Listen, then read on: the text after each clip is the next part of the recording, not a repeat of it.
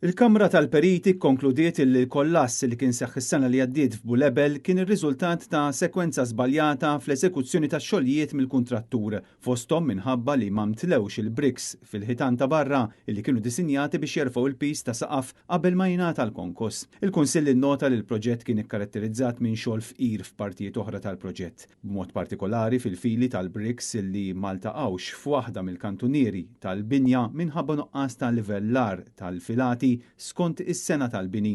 Mill-evidenza miġbura, irriżulta mmoċċar li l-kollass ma seħħx riżultat ta' disinn jew struzzjonijiet negliġenti jew b'mod aktar ġenerali minħabba xi negliġenza professjonali oħra min-naħa tal-perit tal-proġett. Fil-fatt il-Kunsill osserva li l-eżekuzzjoni korretta tax-xogħlijiet taqa' taħt ir-responsabilità esklusiva tal-kuntrattur jew tal-bennej liċenzjat u li l-perit mhux responsabbli li osservelja direttament il-kwalità tax-xogħlijiet f'siti ta' kostruzzjoni peress li dan jikkonstitwixxi konflitt ta' responsabbiltajiet li jwassal biex jiġu trasferiti l-obbligi legali tal-kuntrattur għal fuq il-perit u jinkisru prinċipji bażiċi ta' imparzjalità u indipendenza. Dan l-inċident f'Bulebel se kellu konsegwenzi traġiċi u kien seħħ f'żona li taqa' direttament taħt ir-responsabilità tal-entità governattiva Indis Malta. Ir-rapporti kienu daħlu fit-18 ta' Marzu tas-sena li għaddiet meta faċċata f'sit ta' kostruzzjoni ċediet minħabba dak li b'mod ċar kien xogħol mhux magħmul kif suppost.